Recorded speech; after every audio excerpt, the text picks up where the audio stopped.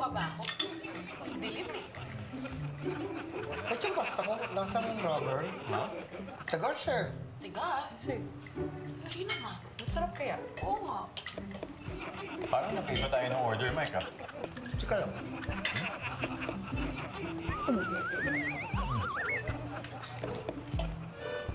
Airfront pala yung nakain ko. Sorry. Kasi kala ko kasi pasta eh. Okay ka lang, Mike? Sa salad na lang ako. Oo nga. Try natin. Sana. Parang okay. Balik ko yung salad ko. Medyo matigas ha?